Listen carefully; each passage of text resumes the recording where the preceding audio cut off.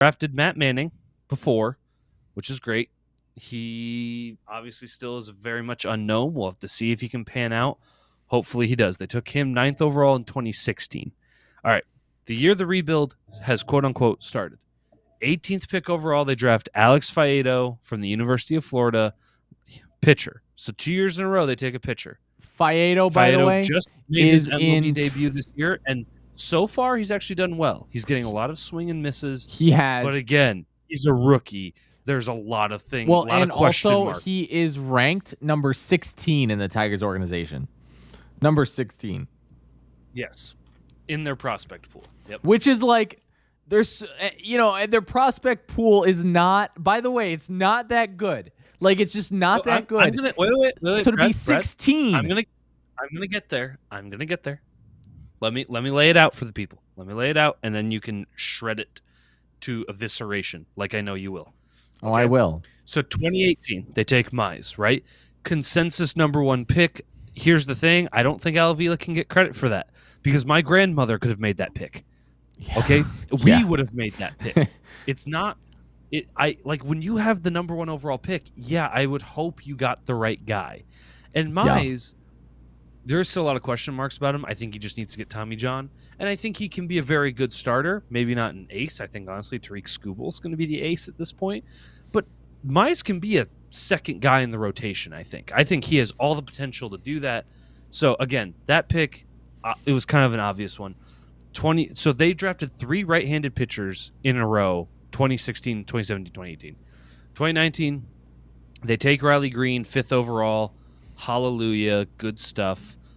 Obviously, we're waiting for him to show up. He might end up being a very good pick. But again, still rookie, still a lot of things to figure out. But a good prospect, right? We can agree, good prospect, seems promising. Mm-hmm. Spencer Torkelson, the clear-cut number 1 overall draft pick, yet again. Obviously, he made the Tigers team this year. He has struggled. But he has 3 home runs. Does that count for anything? It did. I mean, it's definitely nice, but listen, he's batting he's got a 34% strikeout rate. I think his strikeout rate is worse than Javi Baez's. Is it really? Good. But even though he's drawing all those walks? Yeah, but he's still striking out a ton too.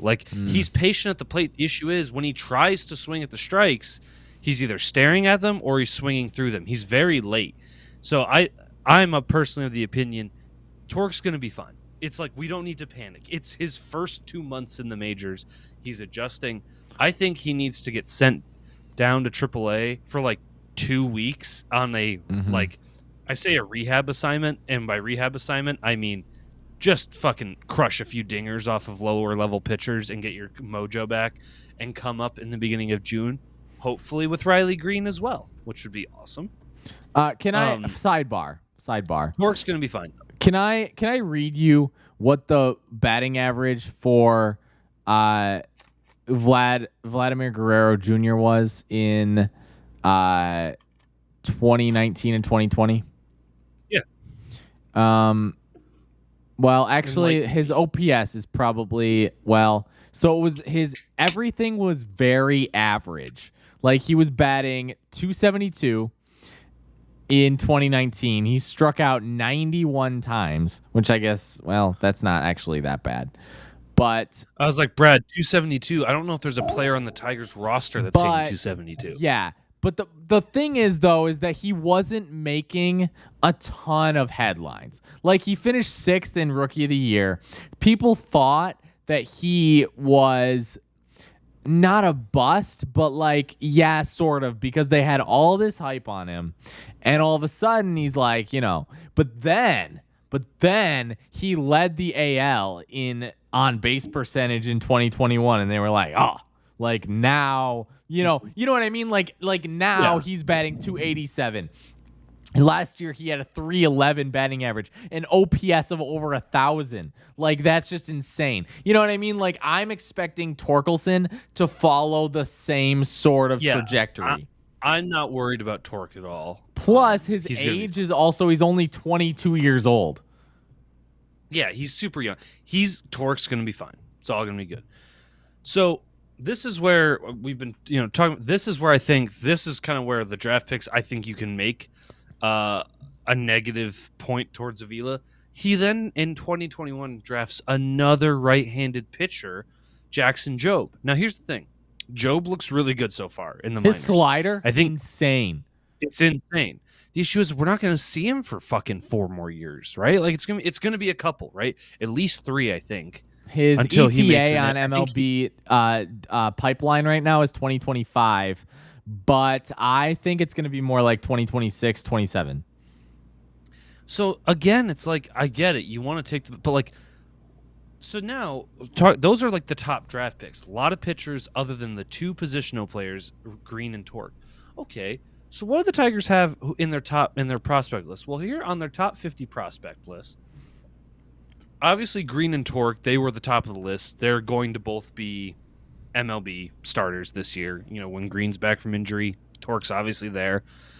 I think Torque, again, I think he's going to get sent down in a week or 2 maybe, and he's going to come back in June. Just like I said, get the mojo back, kind of get out of his own head, take the pressure off because he won't have all these people watching him in Toledo.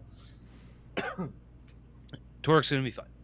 So then after that, you get those are the, by the way, in this ranking, that's the only tier 2 or tier 1 prospects they have are those 2. Their tier 2 prospects they have, number 3 is Dylan Dingler, who is a catcher. Yeah, he is definitely like, I think that he's actually probably a tier 1. Yeah, and granted, this was in January, the list I'm looking at, so it's just the best one I could find. He's probably he's gonna probably come up and be, you know, an everyday catcher for us, and he's gonna be pretty damn good. So I am looking for that. He was a 38th overall pick, so you know, technically second round or maybe a first round comp pick. So again, maybe it seems like Avila did well there, but he's still cooking. Then you got Jackson Jobe, we just talked about. He's 4th. It's going to be a while. He literally was drafted out of high school. And then after that, it's like, okay, we have, Roberto Campos, an outfielder. He's 18. He's ranked 5th on this list. I couldn't tell you who that is. Doesn't say when he was drafted. Oh, he was an international sighting. He's playing in the Florida Complex League. So we're not going to see him for a while. Campos is listed, 10 according to MLB Pipeline? Okay. Yeah, see, he's 5 on this list. I don't think it's MLB Pipeline. It's just no, that's all right. I mean, everyone's different. Like I think, like, for example, Ryan Crydler right now, a lot of people think that he's a lot better than he is. I think he's more like I think he's a lot more average than people make him out to be. Yeah, like I don't expect, like, so looking at, you know, like my problem with Crydler is that he's a shortstop. And yeah. And if you want to be a shortstop in the MLB, you have to be good. Like, you want to talk about good shortstops, you talk about Javier Baez. Like, he's a dude that makes a difference. You talk about Francisco Lindor. He's a dude that makes a difference. You talk about, who else am I thinking of? Bo Bichette. He's a guy that makes a difference. Carlos Correa. Right. Like, he's a guy that makes a difference. Like, your shortstop is usually that's why when I was talking to you before, I was like, Jonathan Scope is such a second baseman. Because, like, when I played baseball, I played second base. I wasn't that good. Your second baseman is not typically a guy who is fire with athleticism. It's very rare. Like, it's very rare that you see like an Ozzy Albies in second base, or like Javier Baez played second base, but like that again was a very like a once in a lifetime thing. Like, he plays shortstop because he's the best. He was one of the best players on the team. Your second baseman was like the Tigers used to have Placido Polanco. Like, you know what I mean? Like, he's not a guy that a lot of people are going to remember for his prowess offensively. So, and then we look at looking more through like the list, like there's a lot of right-handed pitchers that are coming up, you know, Ty Madden, but there's a lot of guys shortstop like Kristen Santana, Isaac Pacheco, excuse me. But these are all guys we're not going to see for 3-4 years. I mean, these are guys who are still rookies. They're playing in the Florida Complex League, or they're still in college. You know, they're 18, 19-year-olds. They're not going to be in the show for 3-4 years.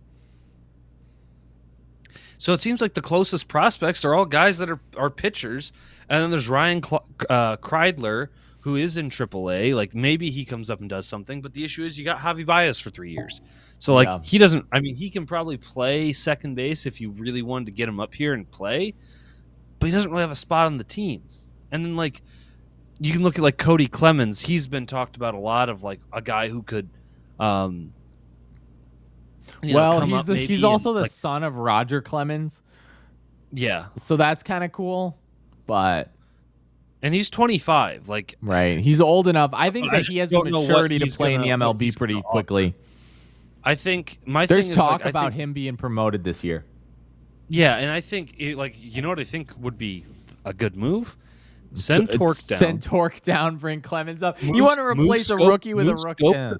Move Scope to first. Yeah. Put Cody Clemens at second. I mean, why the fuck not, man? The season's over. Like, anyway, so yeah, and then you get guys like, Parker Meadows, who obviously Austin Meadows' brother. He's in high A. He seems to be bouncing back, but like he's doing pretty good here.